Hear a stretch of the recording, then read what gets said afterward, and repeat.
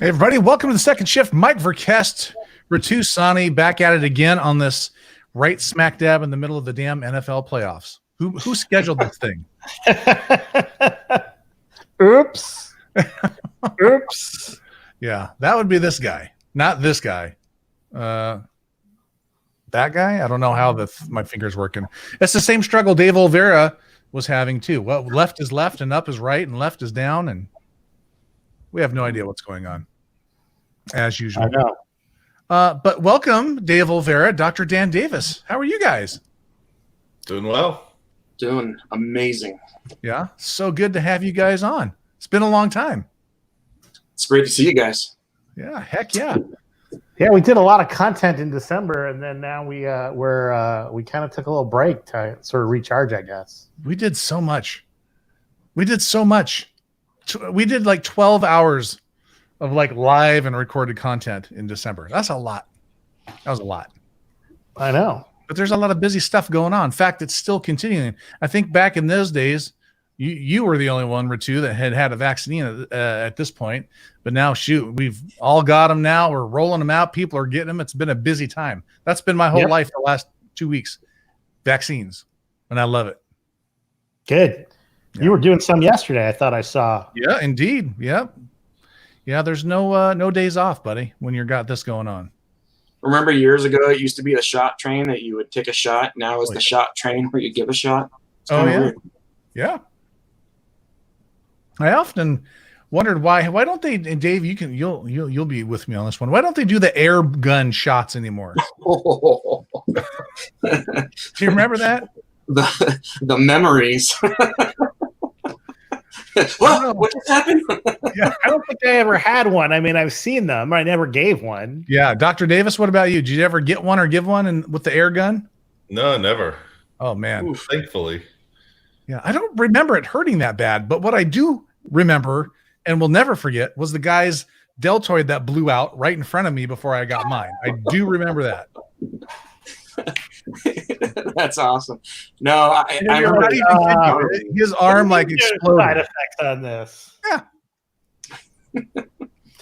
I might be looking to my left to look at my third screen, which has the football game on it. Yeah. Well, some idiot scheduled us right in the middle of this thing. That was me. Sorry. It wasn't your fault. We didn't know the schedule at the time. Right. Right. But I can't. I can't record tomorrow or the next day because I got to work in the emergency department. Yeah, it's a busy time. Well, listen, hey, look at all the people watching. Hey, everybody, thanks for jumping on. Hi. It's so good to see you. You might know Dave, and you might know Dr. Davis.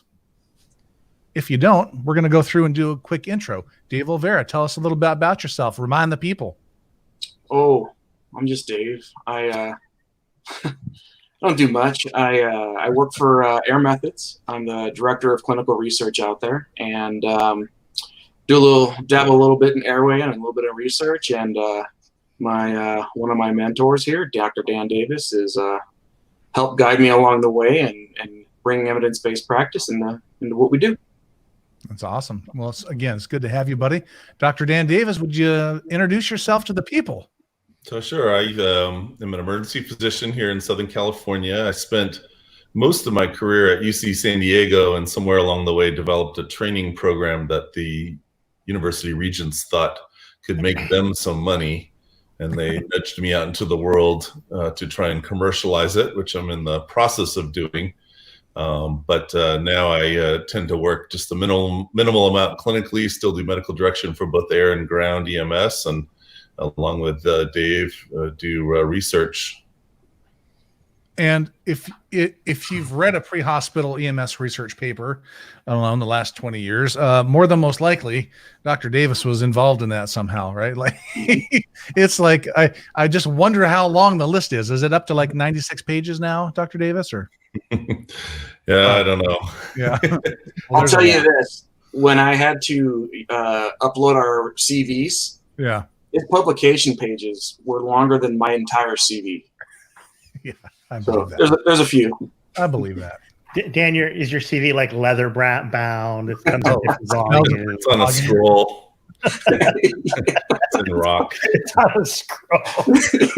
You just unwrap it like the Torah at synagogue. So there you go. That's so good. Well, really, if you're joining us, you're probably here to get a little bit of update about the recent NAEMSP annual meeting, which was held last week. Dr. Ratu Sani pretty much sat through the entire thing, which it's pretty amazing, man. And you had a great time? You know, I was really worried about what it would be like. Because, you know, life, this whole Zoom thing sucks. Yeah. But they really did a great job. They really, really did a great job. And you know, for me, you might not know this about me, but I'm a little bit of a social butterfly. Oh, really? Hard to believe, I know. Yeah. But so I mean, I missed being with like the crew. You know, we would have been in Austin this year. Certainly have seen Dan there many a time, had many a drink. So yeah, that was the hard part. There were a couple of like little happy hours that people put on. I put one on for had a few people. That was nice to connect with people. So the networking opportunities were not quite the same, but the content was fantastic, and the interaction was actually much better than I thought it would be. Yeah, and that was my question. So, did they just basically use Zoom, or like what? How did they pull it off so well? Yeah, they had a conference like software. It was called Pathable. And if you go to their website, this is what they do. They do virtual conferences. I'm guessing they've had a lot of business this year. Probably booming. Zoom was kind of embedded in their platform. Yeah. And when you logged in, you had a schedule. You would click on a session, and it would open a web page for that session. And the video for that web page was embedded in the page. And then there was a chat room, not the Zoom chat room, but their own chat room on the side. And what I found is my picture was cleaner and everything better. You had an option to open it in native Zoom, so I would do that. And I found that I had better sort of reception, better internet, because it probably because it wasn't being filtered through the web browser. Yeah, so I had real clean. I never had a problem with like connection or anything, but the chat was really good. There was some silliness in the chat, and possibly I may have been part of that. Are you an instigator? I might have instigated, but the chat was there was a lot of good discussion going on. It was interesting. So I did a session, but I recorded mine, so there's no. About half the content was on demand. So even though I attended the whole thing, I've only seen about half the content. So I'm still gonna go back and watch a bunch more videos. I have up to a year to watch anything that's part of even the stuff that was live. So is there a way for a member sort of to go back and watch these, or what's like, is it going to be available for people once like they're finished, or however? No, so they made the decision that to attend the conference, you need to attend the conference. They are going to, it looks like they're starting their own learning management program. They're starting their own LMS, and I think they'll make some of the content available through that. No, there's like no way you can like sign up now and just have access to all of the sessions. Yeah. Well, that's a bummer. So, you know, there was some really great stuff. The handouts are all available, and, you know, being typical kind of EMS people, everybody was, everybody's like, just call me if you have questions, or if somebody wasn't here, they could, you know, call me. So it's all good.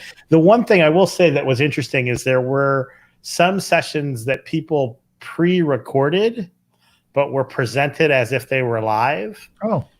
And then the person who was giving the talk that was pre-recorded was in the chat box. Sure.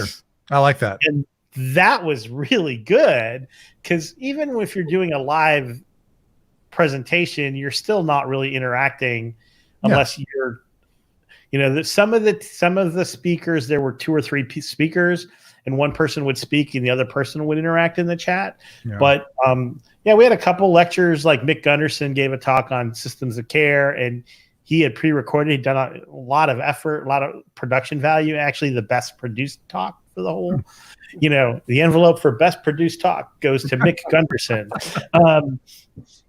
So he was in the chat answering questions and discussing with people while we were talking, and which was good too, because he also, even though his was very well produced, he did have a big technical glitch like at the very end. Oh, lame. Poor guy. So yeah, I mean, it was. I thought it was really good. So I enjoyed it. Well, one of the things that struck me was that sort of out of the blue, you gave me a text the other day. Not out of the blue. It's not like you don't text me, but you said, Vera is giving a killer talk on pressors right now. And I thought, well, of course he is, because that's how he rolls. But then I got to thinking, we're going to talk about NAEMSP. We're going to recap. We happen to know these people. Maybe we should see if they could jump on real quick. And instead of us trying to talk about what they talked about, have them come on and talk about what they talked about. So that's what we're going to do. We're going to just jump. Let's kind of part of the recap. We'll go back and talk about the other stuff, but let's talk about the Viper project. And number one, right? You have to have a cool name. Yes. Acronyms are important. It's so amazing. Vasopressor intravenous push to enhance resuscitation study. Viper. It's so funny because Dan mentioned that years ago to me, that you got to have a catchy name when you do a study or it won't get accepted. And I kind of chuckled like, oh, come on. And sure enough, I mean, when you have these powerful catch names, man, it's awesome. Heck yeah, it is. So do you want to just start walking us through a little bit about what you discussed and a little bit about Viper and tell us about it? Baste us. I'm like a turkey. Baste me. So I'll kind of talk about it, and Dan, jump in anytime. But yeah, really what I wanted to do with the talk was this whole time that we've been doing this push dose pressor study is I wanted to build a pyramid and kind of a foundation of why we should be doing this, and really build a justification. So in the beginning, we did some research looking at the systolic blood pressure of a patient in the peri-intubation arrest phase. And we were able to identify that about 5 to 7 minutes out, if your patient's systolic got to about 80, that you were on the downhill slope and you better get ready.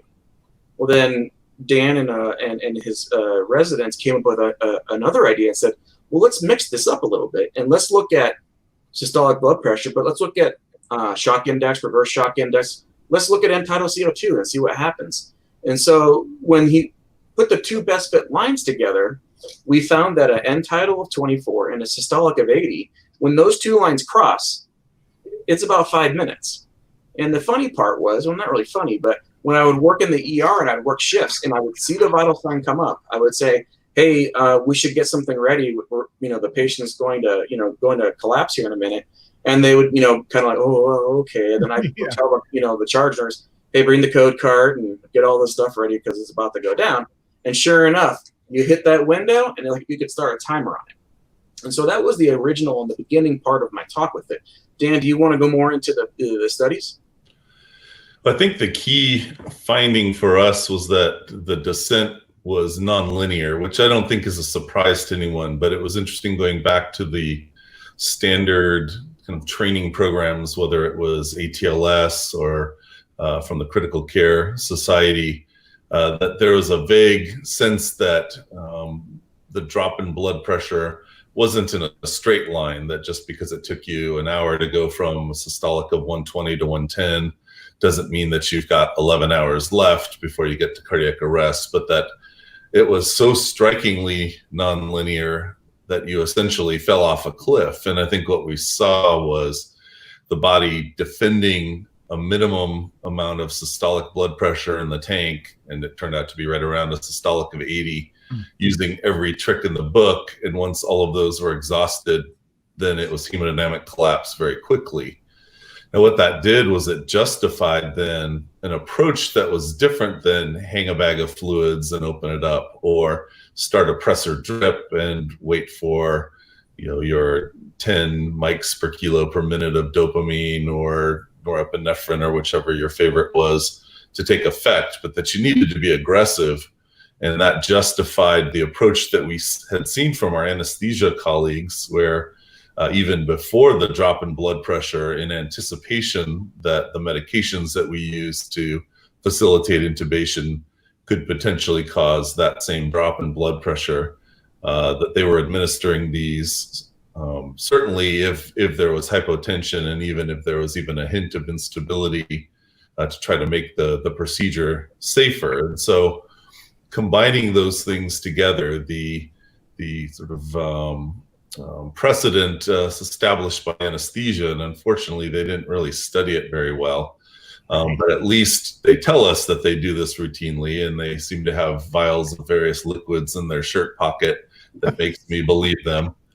So that, in combination with this nonlinear descent in blood pressure, gave us the incentive to move ahead around the same time that I think Scott Weingart and others were really kind of proponing this idea that we needed perhaps to be more aggressive in defending hypotension, or reversing rather.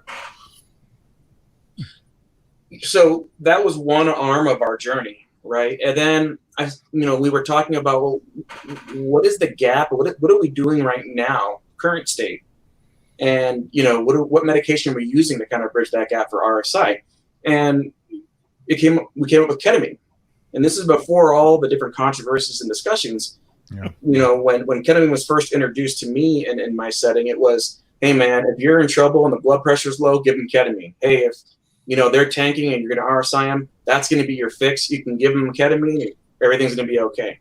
Well, we learned a lot, and so we evaluated our data and we looked at it, and we saw some incredible things. And I'll just give some of the numbers here, but looking at some of our complications like desaturation, we saw that it was 3.9% for etomidate. But then when you get to ketamine, 6.2%.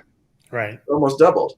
Hypotension, that's the big thing, right? Oh my goodness, like ketamine's going to help me with my hypotension.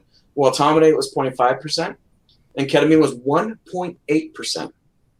So that really opened the door to us. And then our first attempt success and our overall success was lower with this medication versus etomidate. And so all of a sudden it's like, wait, this drug that, for years we've been saying, hey, no worries, guys, if you're having a problem, go to ketamine. Right. And now all of a sudden we're learning that, well, maybe not. And so when we drew out the graph on it and we looked at it over 10 quarters, you would expect that the hypotension would go down and the arrest rate would go down and all that. But when you looked at it like longitudinally, like what Dan was mentioning, there was no change. It stayed the same. And it's like, well, wait a minute. When we changed and we said ketamine's a wonderful drug, and we made that cross, we were using more ketamine than etomidate, the numbers sort of shifted, and they didn't. Mm-hmm. So, Dan, what else do you think? Yeah, I guess I was going to ask Dan, what do you think physiologically, why would that be? Ketamine supposedly causes this release of epi and all this stuff. Yeah, well, I think to be fair, whenever we look backwards at data, and especially given that we were teaching the crews ketamine is your answer for the unstable patient, that I think mostly what we saw was selection bias, that the crews picked out the sickest patients to receive ketamine, and that was reflected by a higher incidence of hypotension and hypoxia and arrest and a lower first attempt success rate. And it wasn't ketamine's fault. It was just being used for the sickest patients. But it really, it should force folks who are interested in this kind of thing in research methodology to look back on a lot of studies done very similarly. And I was involved in a whole lot of studies on early intubation in the field that essentially said the same thing. Early intubation was associated with higher mortality. And I think what we've shown is— Yes, you have been. Despite all the statistics and all of the regression modeling and the things that we sort of gloss over when we hear the different approaches statistically and think, because the computer said it was so, then it must be so. I think what we found is that EMS providers are really good at picking out the sickest patients, independent of their blood pressure, their GCS, their SpO2, all these other things, that there's this intangible, we know a sick patient when we see one, and that when we apply a therapy, whether it's ketamine or intubation, it's always going to look like it does harm, because we just can't seem to level the playing field with all of our fancy statistics. And so I think what Dave said at the end is the most telling, that as we transitioned from hardly ever using ketamine to having it be the dominant drug for rapid sequence intubation, we saw nothing with regard to the change in the incidence of hypotension associated with RSI and the incidence of cardiac arrest associated with RSI. And so now physiologically, there may be some explanations. And I think we know ketamine as a drug that facilitates the release of catecholamines. And that's why, in a hypertensive patient, perhaps one who's cracked out in the emergency room coming at us with a knife, that it may not be the ideal drug because it may drive the blood pressure higher. We know that effect, but we also know that many of our patients are hanging on by a thread. And like we mentioned earlier, if you've already used up all of your compensatory mechanisms, your adrenal glands have no more epinephrine in them, then that effect of ketamine is basically nothing. You open the faucet and a little drip of epi comes out, and that's it. And we also know that ketamine has a direct cardiac suppressant effect.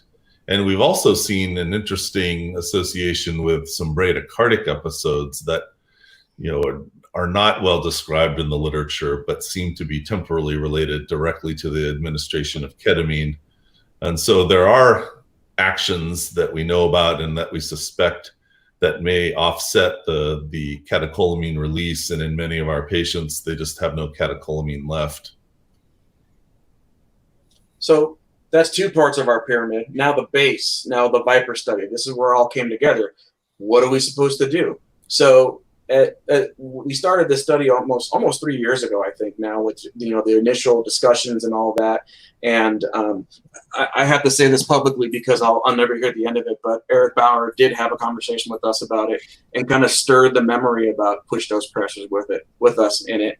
And I'm thankful for him to do that, as well as a collaboration, what we've done. But we said, okay, what medications and what can we do? Well, we thought about push dose pressors. And so when I did a literature review and I tried to find as much as I can, there was a ton about push dose pressors overseas. There was a ton about using little aliquots of like phenylephrine or whatever for OB patients. And in the OR, you never hear a code in the OR, and I think that might be part of the reason why. And so, but there wasn't anything emergency and there wasn't anything pre-hospital. There was 2 papers, one written by Jared Mosier, and he said, hey, phenylephrine, it could work, but we don't know the whole thing yet. We didn't study it in enough of a narrow parameter for it. So that's where we came with the Viper study. I said, okay, let's find some medications that could be potentially beneficial. Well, the interesting thing, and I'll let Dan explain it because it's incredible, is off the bat, when we talked to our physician advisory board in building this, we immediately said no to epi. And Dan, do you want to explain the picture on that one? Yeah, I think, anytime that you have an imbalance between myocardial oxygen demand and supply, we see the potential for ventricular dysrhythmias. And we know that well from acute MI. We know that well from people who are cracked up as well, or who are amped up on stimulants, and that they have a tendency towards ventricular dysrhythmias. And so the concern that we had seen in the hospital setting was that bolus use of epinephrine could tip the supply-demand ratio in favor of too much demand without enough supply, particularly if we're giving this in patients whose systolics are less than 80, that you may tickle the ventricle and there's not enough blood, and that may precipitate VFib or VTAC. We had seen that, at least on an anecdotal basis, and it was discussed in the literature, at least as a theoretical concern. And so we immediately were looking for a pure vasoconstrictor as the solution. Yeah, and so the way I've kind of mentioned it to people also is this patient's already sucking for air, trying to get air, trying to keep going. And now we're going to give them epi. And what's epi going to do? Is it going to help them? We're going to push them off the rest of the cliff. In theory, it should help us out, but it's going to tip you over that edge too when you're looking at that oxygen demand. So we took that out of our catalog, and we went with vasopressin for trauma patients and phenylephrine for medical patients. And so phenylephrine, it's one of our more stable pressors that we can use that we don't have very many issues with overall. And so we chose that for our medical patients. And then for our trauma patients, we went with vasopressin to give that full squeeze of that blood and get that going into that patient's body, and using those for our trauma patients. And amazing as it is, I think, if I remember correctly, I think it was both phenylephrine and vasopressin had about a 95% success when you use those medications on the established patients. Our average dosing, though, was about 1.2 doses per patient. So there was a need to give a second dose. And the way our protocol sat was you gave either one of the medications.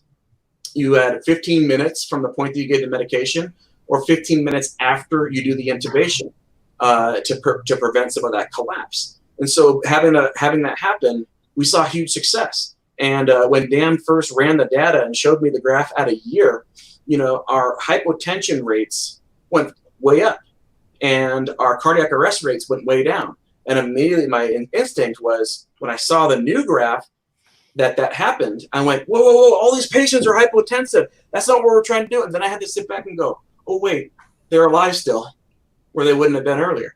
And so that's kind of where I was like, wow, this is great. And then Dan, as we went into the second year, can you help us, kind of what did you see as the trend as we continued on with that? Yeah, so there's a lot to sort of unpackage there. And I think probably one of the things that will raise the most eyebrows with the study is our use of vasopressin as a bolus pressor for non-arrest patients. And in fact, even in cardiac arrest, many of the young or paramedics and flight crews won't have any experience because it essentially went out of the ACLS guidelines a few years back. And so, where did that come from? And as Dave intimated, there is a rich experience in Europe, if not with vasopressin, then it's analog terlipressin. But they had recognized early on, and then in fact, Ken Proctor here in the United States kind of picked up their torch and ran with it, that it has a number of interesting qualities that make it highly desirable for trauma patients. It basically shuts off bleeding below the diaphragm, so that's helpful for us in the field who can't open up somebody and pack or stop bleeding.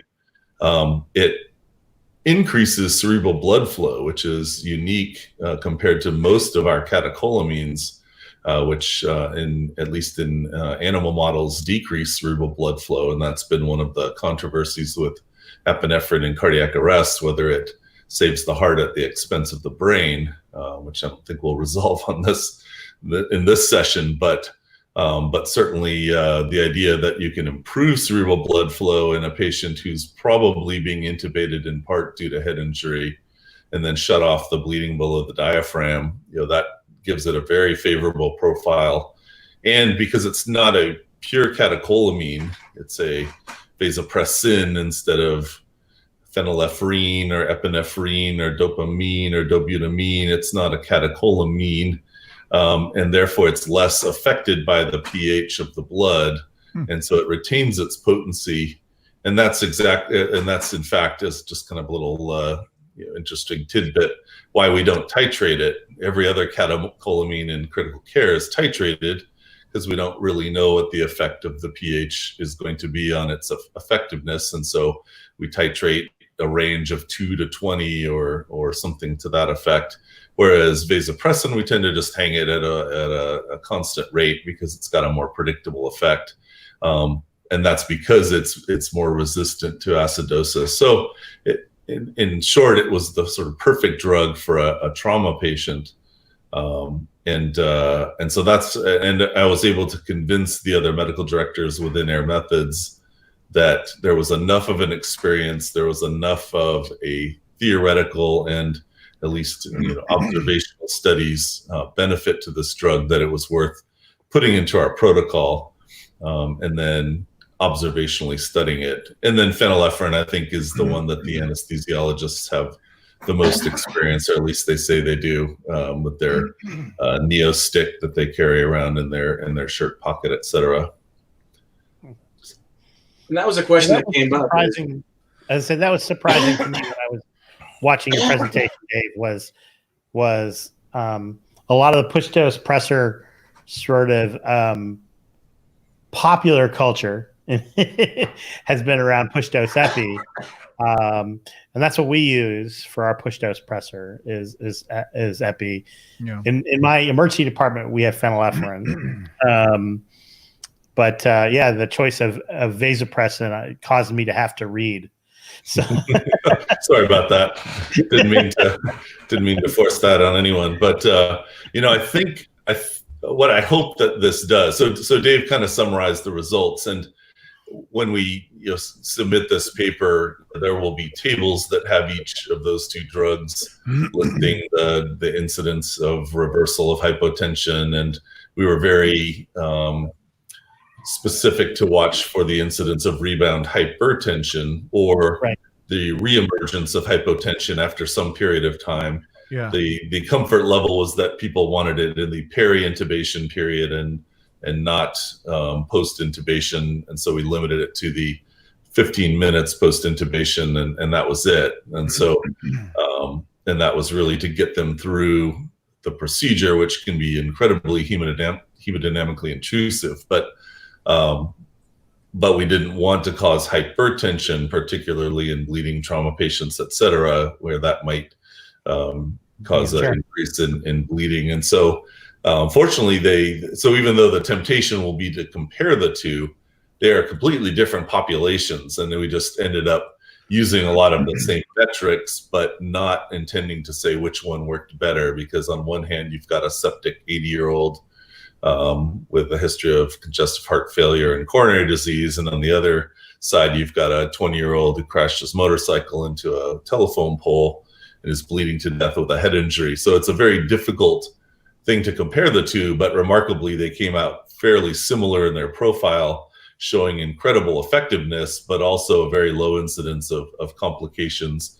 Predictably, then after 10, 15 or so minutes, you probably could use another dose, and part of our discussion will be whether we'll extend that window to allow then redosing even beyond that 15-minute window. But where I was going to go with that is to say that I don't think this will necessarily establish that vasopressin is the preferred agent or phenylephrine is the preferred agent. I think it will show that they're both safe and effective. But I think where you'll see the benefits of vasopressin potentially emerge is when we start to adopt cerebral perfusion monitoring in the field, that will become just part of what you have available in your defibrillator. And that you'll see that perhaps with the use of vasopressin, just as we've seen in animal studies, there's a sudden rush of blood to the head. I think that was a Coldplay album. That was a cold rush of blood to the head, which may bone up on my Coldplay. Hypothermia, but that we'll start to see when we can better isolate different organs. We'll see what essentially they've demonstrated in animal models, that there is a purported benefit with the use of vasopressin, specifically for somebody with a brain injury. Yeah, and it was interesting. So, looking at the whole idea was this cardiac arrest phase. And so prior to us doing this study, the peri-intubation cardiac arrest happened about 0.77% of the time. Well, once we implemented this into practice, it dropped to about 0.41% of the time. And so, we had significant change there, which is great. And, I think, our future state is, okay, we brought them back to this level. What do we do next? Is it fluid? Is it blood? Is it more pressors? What's the next step? And I think we can, almost start building an algorithm towards what we can do to patients to help them have the best opportunity for success to get to the hospital because of this. Cool. Well, I know you guys were both wanting to had other, just kind of pop in and talk about this one topic. Tampa Bay just scored, Dan. They're up 10-6 now. Oh, wow. Breeze threw a pick that they just ran back to like the 2, and then Brady just threw a touchdown. So, and I know, Dave, you've got some stuff going on too. Yeah, I got to make dinner for the wife and kids tonight. So Sweet. I got to figure out what I'm going to do. Well, I have this app called Postmates. I may be using that if this doesn't work well. So, you guys are welcome to stay on, but I mean, I know you guys, if you guys want to bow out, we're going to cover the rest of the kind of cut through the highlights on NAEMSP. It's up to you guys. Yeah. I'm going to bow out because I have kids that are crying for food. So, Go do it. But I'm going to go watch the game. Forget the kids. They can feed themselves. Yeah, no kidding, right? All right. Well, hey, thank you guys for jumping on, spending a little bit of time with us. We appreciate it so much. Absolutely. Thank you for inviting us anytime. All right. Well, we'll talk to you guys soon. All right. Thanks, guys. We appreciate it. See you later. Bye. All right. Now I will do some magic. There they go. Boy, that didn't take long. They were out of here. Magic. I think I'll just do the 2 of us. Does that work for you? Yeah, we don't need the little picture of the recap word. Well, when someone's driving by, I want them to be able to see what's going on. Well, that's true. Well, then you can do that. No, it's good. It's good. I'm leaving it just like this. All right. All right. I felt so rushed, like we had to just go right to it because we had our guests waiting. We didn't get the normal jackassery. I know. Do we have jackassery planned? There's nothing really queued up, and we never really have it planned. We don't have a plan ever. Yeah, exactly. We still got some people on there. Thanks for hanging out with us today. What are you guys doing? No one's commenting or chatting. Is there nothing? A little bit of comments and chatting. No, there's not. There's not a little bit. Not even Nick Adams, our usual resident jackass. Jackass? Smart ass. That's what I was looking for. Dude, are you're not seeing the right thing then? Because I see Nick Adams on here. Oh, really? Oh, I'm not seeing it. I'm not seeing yeah. No, there's some chatting. Nick and Samantha are watching, and Rob Lawrence is on. And hey, Rob.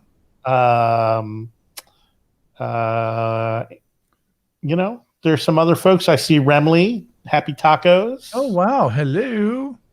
Yeah, I'm going to mention Remley in just a minute. Yeah. Oh, there he is. Yeah, so there's some folks here. That's so Andy weird. McCoy. Now it's there. Oh, that's strange. No, they're all there. I had to I reset. They wanted to know what we were drinking, and we didn't even get to that part. No drink. I'm drinking water. I'm drinking water. It's kind of sad today. He's on call, and I'm ketoing out. So, yep, you're ketoing out, and I'm. Our group has this sick call deal that we've implemented for COVID, and so I am on sick call today, and so I figure it's probably not a good idea to have a drink. Do people get called in very often? It happened once so far, and it was me. Oh, perfect.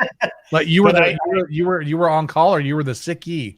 I was on call, and the but I said anybody else wants it, we pay a little extra if you get called in and stuff like that, or if somebody wants kind of the extra shift, and nobody wanted it, and then I started basically I was literally setting foot in my car when I got a call that no, so and so wants it, so turned around, went back in the house. But the one time we used it was then, but yeah. Remley wants to know if I'm hungover from NAEMSP.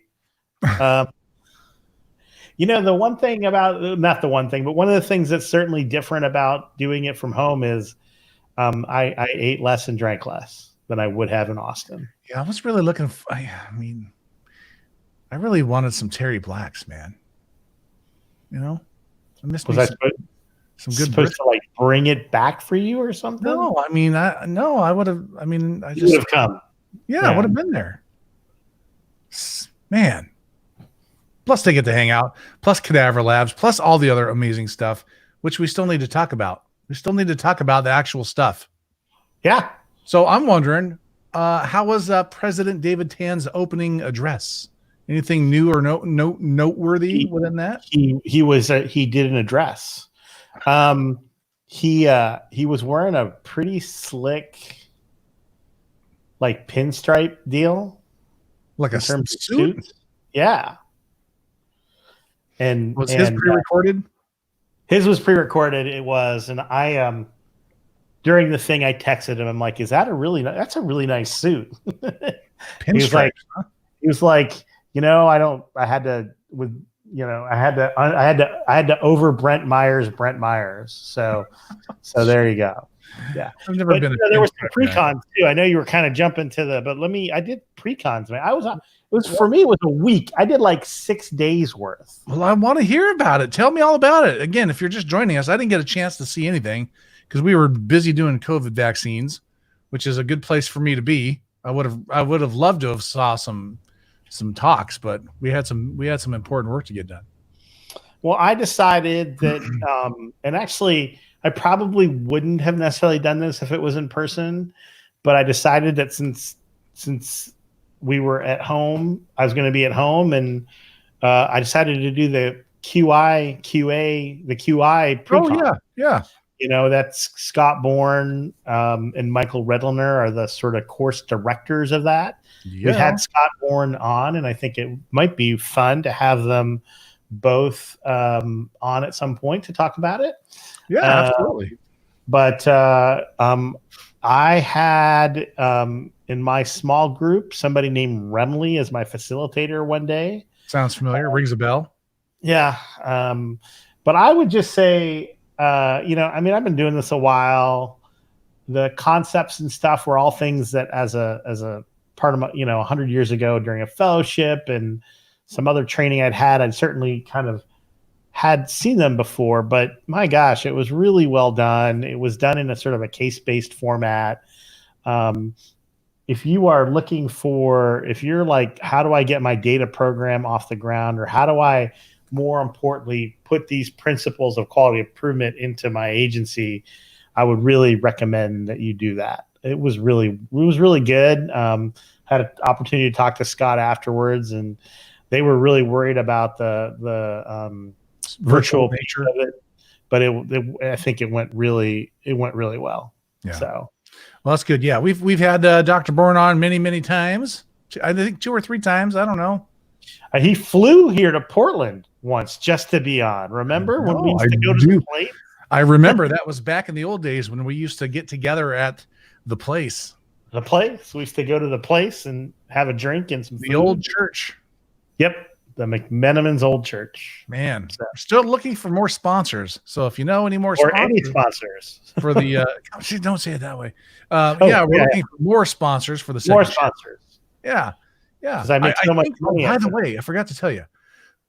I know somebody who's starting a distillery. And I said, hey, he's like, I'll give you guys some, and I want you to drink it and give me an honest review. And I said, well, you should just be a sponsor. All you got to do is give us free bourbon, and we'll throw your logo up, and you can be the official bourbon of the second shift. So I got some shit working, bro. That's outstanding. Yeah. Anyway, I like it. Working the deal. Yeah. So that pre-con was good. I did the advanced topics pre-conference, which is, I do that every year. There was some good wellness and safety stuff that we don't want to run through everything, but yeah, I think the thing that really bumped out to me, there was a good wellness and safety lecture by Jose and Rhonda Kelly from Jose Cabanas, the newly minted as of today president-elect of NAEMSP. Nice. Today was his first day as president-elect. And Rhonda Kelly from GMR, who's in charge of GMR's wellness program. And so I would really recommend that you look at their resources that they have for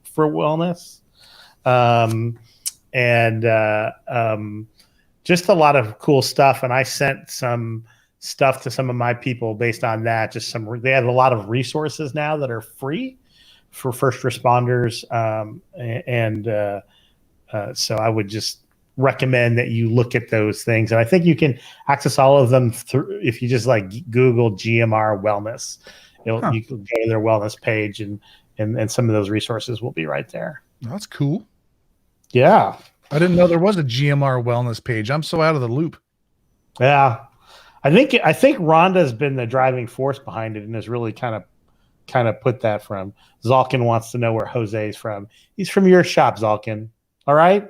We get it. He is the medical director for Wake EMS. It also looks like Ratu did a very non-boring, that's a strange way to spell boring, Zolkin, on the DEA rules. Huh. No one wants to hear about that. Boring.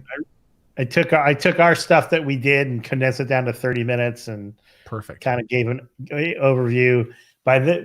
Also included NAEMSP's responses, and we'll see when that and that's the other piece is about half the I think I mentioned this already. About half the conference was live, or maybe it was on our show. Some pre-recorded, some live. And half was sort of on demand, and I haven't even gone. There's a lot of on-demand stuff I still get to go through. Yeah. So, again, there's just a lot there to go through, and I guess on the first day, a couple of things that jumped out to me. First, the keynote address. An interesting topic, and I think we should have Chet on the show if we can get him. Dr. Chetan Karod. Okay. I'm trying to figure out how to say it in American, since I know how to say it if I accent it properly, because he's Indian. But he is he's I think a colonel or higher. Chet, I don't remember your rank. I've known Chet for a little while. There's not a lot of Indian Americans in the U.S. military, and so it's kind of interesting when I run across one, a brother in the military. And the best way to describe Chet is that he has a sort of amount of gravitas about him when you meet him. I think really good military officers tend to have this sort of, you kind of are in the room with them. You're like, this guy's got a little bit of leadership air. Yeah. But what's really different about Chet's is that he exudes empathy. So this is a guy who's in the military, a military trauma surgeon, does EMS, so has that sort of military gravitas, but also exudes empathy. And I think that's a great, interesting mix. And he talked about compassionate leadership. Yeah. And I think the idea, I think it's an idea that we should have him on to discuss and talk about. And there was a little bit of like some polling, like some pre-con, like just a little 5-minute thing that you could do is like kind of put your leadership style in as where you are in the compassionate leadership range, stuff like that. But he talked about it. It was very moving. And a lot of people sort of left that as like, okay, here's something to strive to. Because I think we can all be more compassionate in our leadership style. Yeah, for sure. I mean, I can't still bust your chops, but, right. Be in a compassionate manner. Yeah, exactly. Which you always do. Because you bust my chops. Yeah. I bust your chops too. You do. Just for That's the record. how I know you love me, though. Yeah, exactly. Gosh, there was so much. Well, just talk about the ones, because I could sit here and read a list off. Did you go to this one? Did you? But that would be weird. Went to all of them. I did the whole thing. All right. Well, let me go. Then let me go through it. Let me tell you. Again, it's all like so. And then this is the deal, right? One of the things when we talk about this, when we recap this, I can't get into everything, but this is why you need to be a member of NAEMSP, and this is why it's, even though the association is the National Association of EMS Physicians, as a non-physician, you need to be a member. because the quality of stuff provided at this conference is outstanding. The leadership that the organization takes in terms of advocacy is amazing. Yeah. And the way to get all of this is to become a member and go to the conference. And next year in San Diego, hopefully we'll be in person, and we'll be able to have a drink at the bar and with all of you. A couple of things are standing out to me. One was Pickett, Dr. Jason Pickett did one on medical directors belong in the field. Yep. What do you remember about that one? I remember that Pickett was his usual entertaining self. He did that one with Serena, and I can't pronounce her name. I think. She is the president of their union of the Austin Travis County Paramedics, I think, or the Austin EMS union. And so she took it from the provider perspective too, as to sort of what she as like a provider sees as the benefit, in terms of having your medical director in the field. And so it was just some highlights about how this is different from, meeting on the side or whatever. Yeah. Or even like meeting just for education. I think too many agencies in general, the only time you ever meet the medical director is, when you're in trouble. And, I can tell you that I haven't been out in the field as much as I would have liked since the situation. Right. But having your medical director have a presence. We've certainly done a lot of online education where we've been visible, all of the docs in the system. So try to I think making sure you're visible for positive reasons so that people have positive association with seeing you makes kind of the most sense. Yeah, for sure. Yeah. All right, good. The other one, which is actually just happens to be like just a quick little list of these, but Scott Bourne did one on sort of talking about how our initial primary EMS education is sort of obsolete and ways to kind of overcome that. Do you remember much about that one? Well, it was 100%. It was 100% Scott Bourne. It was awesome. Yeah. But it was really about making yourself uncomfortable and making yourself and putting yourself in situations where you are challenged to learn. Yeah. And one of the things, and I texted with him afterwards, hopefully he'll send me some references, but one of the things he mentioned that I thought was super interesting is that, we all talk about the importance of feedback. And he said that there's some data that feedback may be less effective than we think. Really? And he said the reason that feedback is less effective than we think is if you have an area that you really love and you're really good at, or an area that you're sort of less excited by or less interested in, which one are you likely to get feedback in? The area that you're less, for sure.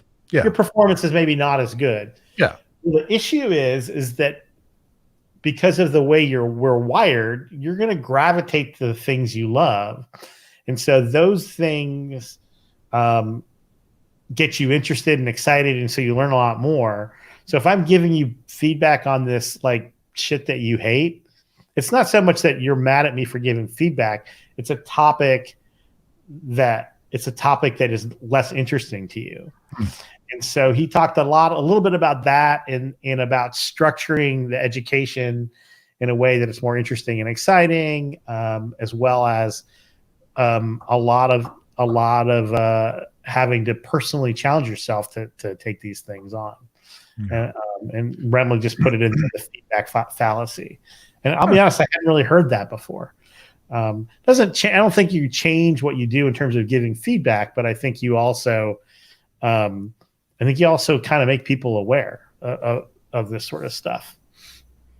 So the other thing that was really cool was Clayton Kazan.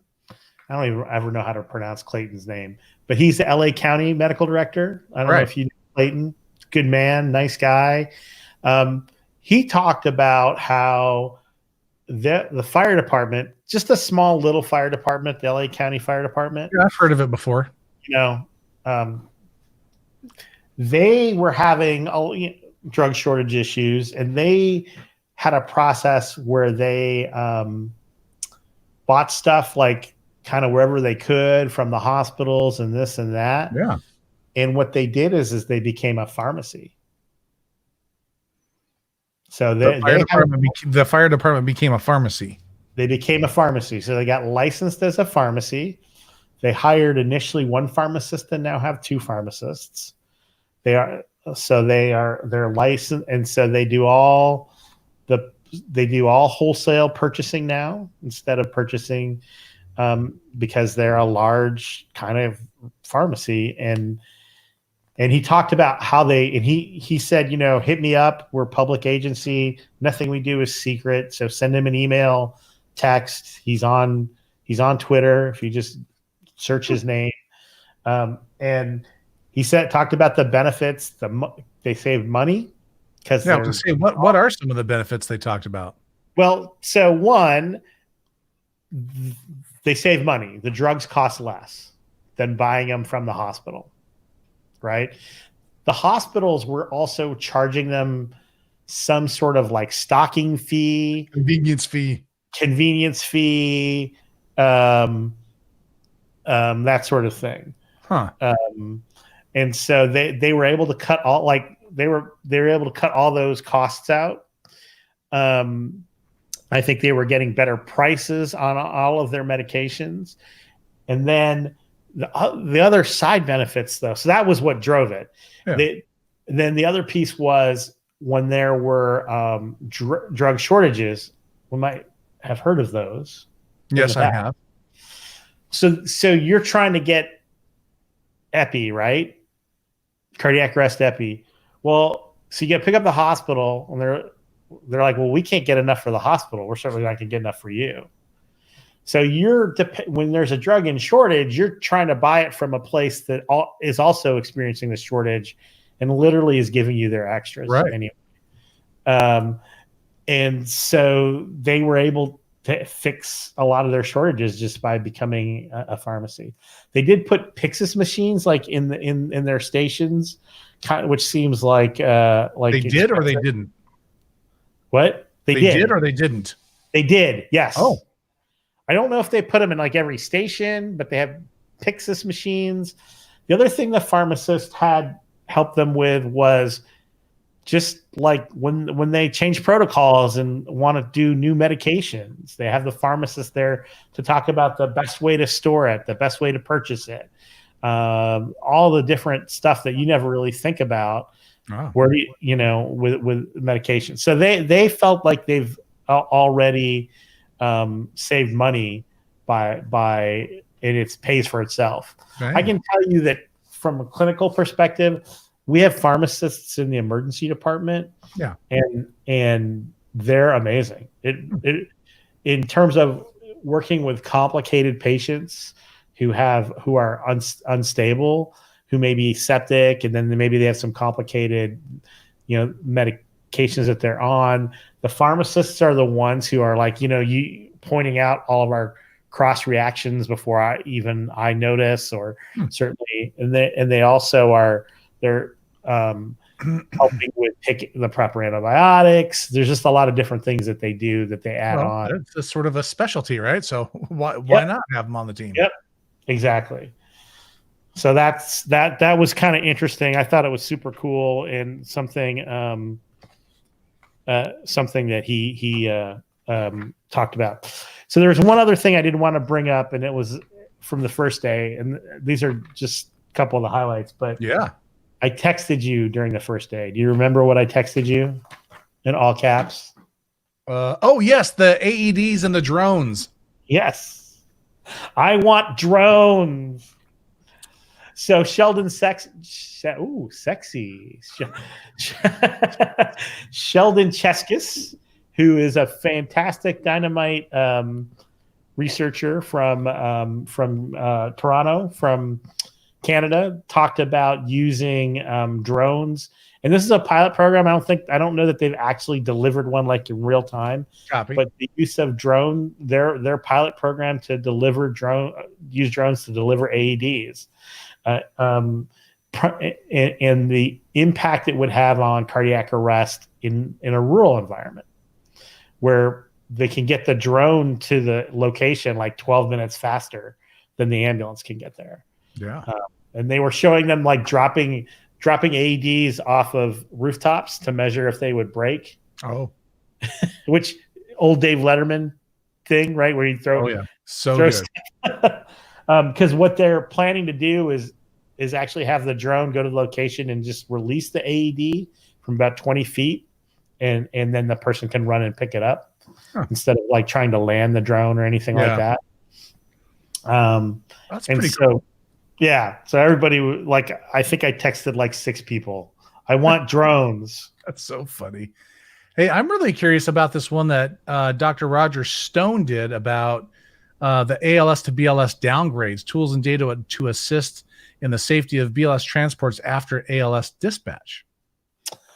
Yeah. So he talked about he's part of the MIMS system in the Baltimore area, the Maryland EMS system. Oh, okay. And they're where he kind of works primarily. Sorry, they are a 2-tiered system with BLS and ALS, obviously, and they actually did a description of what, after being in the QI program earlier in the week, which was a PDSA implementation of trying to improve their handoff. They went from sort of no guidelines to then creating guidelines around how to about kind of dropping from ALS to BLS. So when you do an ALS evaluation and who can go to BLS, and they did an initial kind of data where they looked at, like, what were some outcomes, and they found that it was not happening, not necessarily badly, but it was not consistent. And this is one of the challenges, right? On one end, we want folks to be thoughtful, critical thinkers, and take care of patients, and we don't want them to be hampered by protocols. But on the other hand, we want consistent care. Yeah. And so the care wasn't consistent. And so they basically started with a checklist. They walked the line, talked to a bunch of different paramedics, and then started a pilot project where they implemented the checklist. And they talked about kind of how they are getting more consistent sort of handoffs from ALS to BLS as a result. Oh, that's great. That is great. And then I always point out Roger Stone was a fellow when I was a fellow, and I think we took the medical director's course together in 19. Oh, that's so good. We already talked about the Viper study. So that was, let's see, what day was that? Was that Friday, the Viper study? Yeah, that was Friday. Yep. Let's see here. You said you wanted to mention Remley earlier. Oh, I did. Well, there's other things to mention about Remley, but I did, because she was she was in the QI, right, like my person. But when we get to awards, Remley won. We'll just put it now. Remley won one of her posters was Poster of the Year. Dang! But put it in the chat, Remley. How many posters were you on this year? 64. I'm guessing 64. I haven't seen her in a couple minutes, but I want to say she was an author on 15 or 16 different posters. Jeez Louise. So I think Brent and ESO. 15, she says. I think ESO's foray into research seems to be in really good hands. Remley was author 15 and the lead author, I believe, on the winner for best poster. So that's so cool.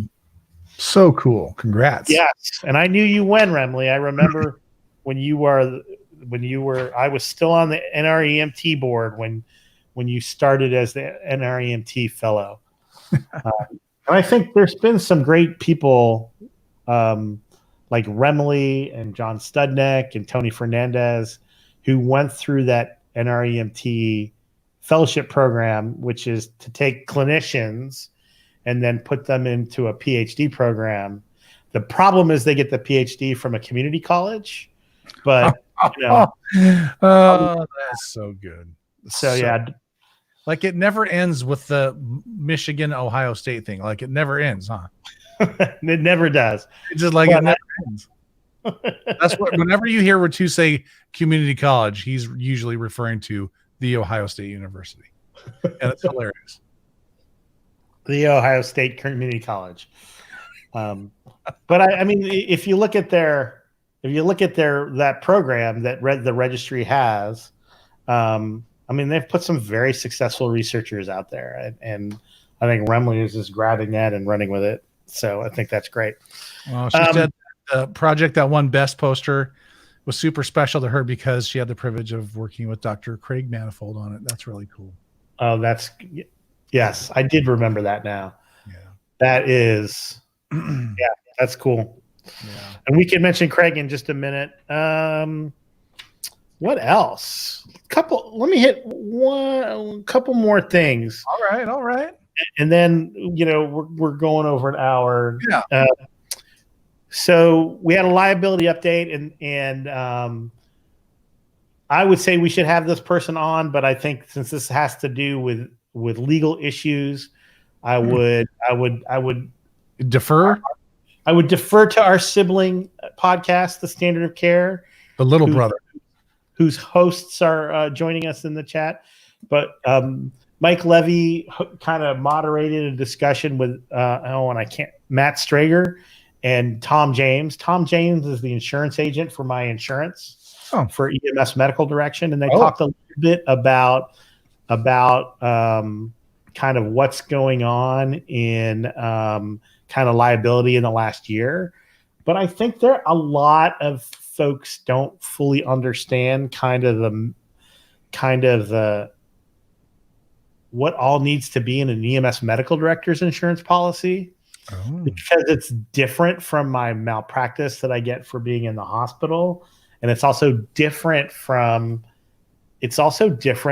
like kind of standard insurance that's like director's coverage and stuff like that you might have from an administrative role. Wow. And so Tom has put this program together. I think there's one other product out there, and Tom is not a sponsor, but I would strongly recommend that you look Tom up. His name's Tom James. Sam and Nick, I'll get you his contact. But yeah, I think EMSMDinsurance.com is just this clever, very basic website with his contact info on it. But really, Tom's presented a few times now at NAEMSP about sort of kind of the proper benefits, and then they have a discount for NAEMSP members. I think it's like $250 or some discount on your malpractice insurance, your medical director's insurance, if you're an NAEMSP member. So there's that, and then the other piece is. On the last day, Peter Antevi fucking knocked it out of the park again. He always does. He was amazing. P.S. 1 hour, 10 minutes before the first F-bomb. But it was appropriate. It was, totally. It was. We had... go ahead. No, I was just going to say, tell him, what did he talk about? What did he talk about? He talked about, so we had 2 PEDS lectures in the live portion. We had an interesting lecture from a different group from Maryland about termination of resuscitation for pediatric cases. And it was interesting. The PEDS tour is right. We talk about this with our crews all the time, right, Mike? They show up and there's a sick kid or a they show up and there's a dead kid. Yeah. And the first thing they want to do is pick up that kid and run. Yeah. Right. Yeah. And talk about work. Peter's a big proponent too of working these pediatric arrests on the scene. Yeah. But so they talked about implementing a pediatric termination of resuscitation rules in the 2 phases. 1, sort of determining those rules, because there's not great literature out there. And 2, the PDSA cycle of getting it implemented. Right. And that, and the emotional kind of difficulties, et cetera.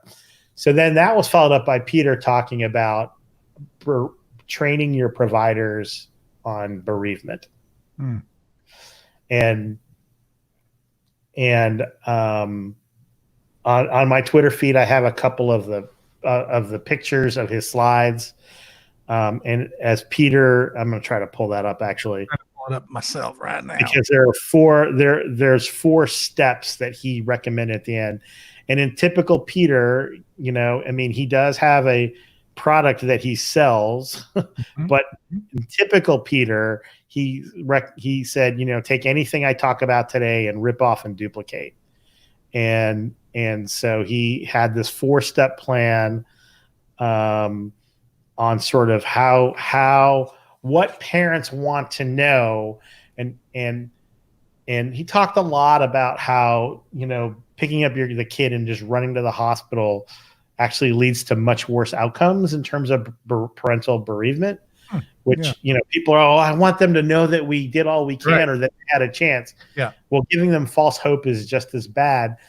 And what does a parent want to do when their child is harmed or worst case dies? They want to be with them.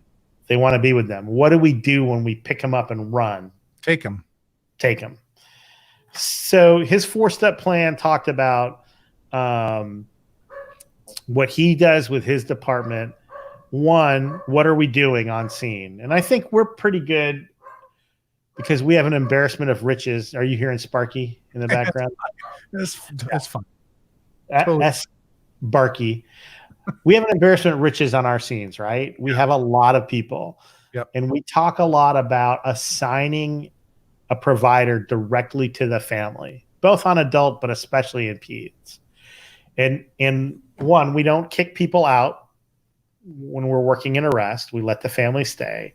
And 2, assigning kind of a decoder, a liaison to explain to them what's happening so that they can see that they can have an understanding of what we're doing and why we're doing it, and potentially have insight, if we have it, into why whatever happened. I think that, and I think with this strategy, people are always worried that the family's going to be like, why aren't you going to the hospital? And I think that happens sometimes, but I think with this strategy, you alleviate that because you show them what's being done. Yeah. Same thing in the emergency department. If you have an opportunity to have a closure with the family, this is what we did, both in the pre-hospital and the hospital. But then the steps 3 and 4 were a condolence call from the medical director 1 or 2 days later, and he calls the family on every pediatric arrest that didn't make it. Wow. I don't do that yet. Maybe I will. That seems like some courage that I have to build up. Yeah. And then getting the department to send a sympathy card. And he says his conversation with the family when he calls goes like this. Hi, I'm Dr. Peter Antevi. I'm the medical director for the fire department and ambulance that took care of your child. And I just wanted to call to express my condolences. And he says, that's it. And he says, shut up. Shut up and listen the rest of the way. So, and then he talked about strategies for effective. I can tell you that a couple of things, the story. Some of you know the story about my daughter's best friend dying, and us over Thanksgiving, us coming back, her being in the ICU, and us being there with our friends when she passed and when she died, and some of the things that the PICU attending, who was a friend of mine, did to really make it, as good as could be, which included, again, making sure that we could be with Allison when she died, making sure that the parents could hold her hand and be present. So that was really hard. And then he showed a video post Sandy Hook of, I don't know if you've seen that video of Obama talking about Obama and his meetings with the Sandy Hook families. That sounds familiar, but I can't recall. It's a tearjerker. They're also in that study, or in that, if you just get hold of Peter, he'll give you the slides. There were some great resources on the COPE program that was developed to help EMS providers kind of talk about, he talked about 10% of kids survive cardiac arrest, 90% die, but we don't spend even 10% of our training on bereavement. And so the importance of training our personnel on bereavement also. Yeah. And I think the recognition too, that this affects our crew, not just the parents. I think the crew has to have proper grieving also. Yeah. No brainer. Yeah. And so of course I'm like, we haven't done this training in a long time. We need to fucking do this again. And then we had the awards ceremony. Yeah. Tell me about the awards. So there were lots of awards. I'll just hit you the high points though. Okay. So number one, it was a freaking cavalcade of stars.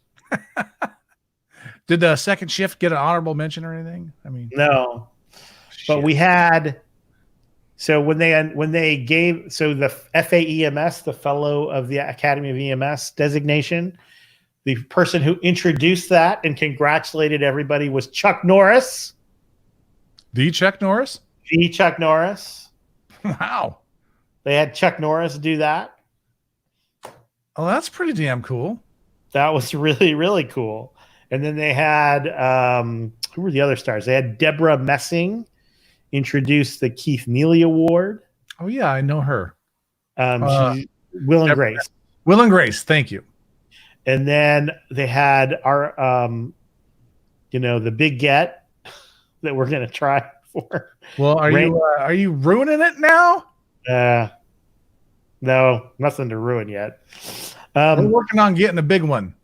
But Randy Mantooth introduced the Friends of EMS Award. Nice. Did you get that? Who got that? Somebody I know got that. Recently. I got that last year. Okay, last year. I knew it. No, I'm going to get to who got these awards in just a minute. I'm keeping track of your awards, man. Yeah. I'll get to who got those awards in just a minute. Who else? Did we miss any other stars that were on there, guys? I think those were the big ones. Ron Stewart, who was one of the first president of the National Association of EMS Physicians. Oh, I see him. He introduced the winner of the Ron Stewart Award. So that's pretty good. Yeah, those were kind of the big stars that we had. All right. And then I'll just let you know who kind of won the main awards. So the big awards that we give, Henry Wang won the best research presentation, which wasn't surprising to me, but he told me later he'd never won it before. Oh, wow. So he's like, no, that's the first time I won it. I was like, really? I thought you had like a thing on your wall of awards. He's like, no, that was the first time he'd won it. He said, always a bridesmaid. And then kind of the big three award. Well, we have the President's Award, which the president gets to select on their own, just people that really made an impact to their presidency, and given kind of everything that went on with this conference and going from in person to virtual, that Tony Gross, who was the program chair, he gave her the President's Award. And then he also gave the award to Ryan Jacobson, who is the chair of the Standards and Clinical Practices Committee. That's always a nice thing. It's like a personal award from the president. Heck yeah. And then the big three are the Friends of EMS Award, introduced by Randy Mantooth, and John Kramer from NHTSA EMS was the recipient of that award. John, I've known John a super long time. He's originally from Michigan, but John he might have been president-elect when I first joined. He was president-elect when I first joined NAEMSP as a fellow in 19. And then was around the board a lot as I was coming up through the board, and so just is a personal mentor. And he was given this award because of all the work he's done now as the EMS lead at NHTSA. Great. And he's amazing. And then the Keith Neely Award. Keith Neely was our first professional board member at NAEMSP. Keith was here at OHSU. He was kind of all the stuff that we do with like trauma communications and all the data that they're able to generate. He was the guy that has sort of invented all that stuff. Regional hospital, all the stuff that kind of happens that we do centralized. Keith was one of the ones. And then he was also like one of the first kind of big professional, not just a professional member, but professional researchers. Yeah. So somebody who was a paramedic who also published research, as well as having, great leadership in NAEMSP itself. And so what the Neely Award goes to is somebody who has made a huge impact on NAEMSP. And Deborah Messing was the one who introduced this, and and the award was given to Maya Dorset. Oh wow, nice. Yeah, and I've known Maya. She's relatively new on the scene. She was graduated from fellowship maybe maybe it was 3 or 4 years ago. I worked with her on the education committee. Yeah, she's a powerhouse, dynamo. That's great. And she also was one of my facilitators on the QI course. Perfect. It's always cool when it's like somebody I'm like, I knew them when they were a fellow, and now she's getting all this stuff done. It makes me feel old. It should. But I think the thing about Maya is that she's got a lot to offer. I mean, I think we've just like scratched the surface. So good. I think we've talked about we've talked about this a million times, but like there is a whole new generation of young medical directors coming up, and it is a very exciting time. Yeah, like very good. Yep. Yeah. And then the last award was the Ron Stewart Award, which is like the top award that NAEMSP gives, and we gave it to Craig Manifold. Oh man, that's cool. So that was twice that day I cried because frickin' Antevi made me cry. Right.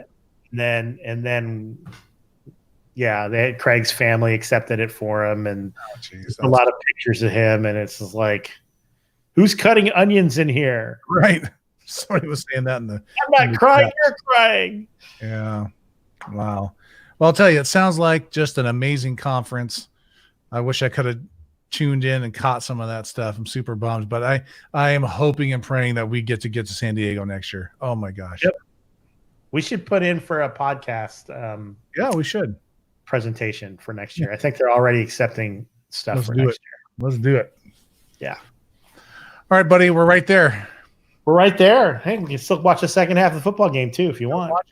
You ready to get out of here? I think so. All right. People, thanks for hanging out with us on a little Sunday afternoon. I know it was football time. People are doing stuff. It's busy. I appreciate it. I know he appreciates it. Thank you very much. Yeah. Oh, I wanted to show you something. Look, I didn't do it yet. I'm going to pull this thing up here, and I want you to watch. Oh, wait, actually, how can I do this? Let me go just before we leave. Oh, I'm going to go like that. Oh, yeah, we're going to go like that. Sorry, it takes me a second to move stuff around. I want to put this here. I want to do this. I want you to look at this little video I made. I had made. Are you ready? It's only 8 seconds long. Oh, wait. How come it's not playing? Play. Oh, wait. Let me do this. There it goes.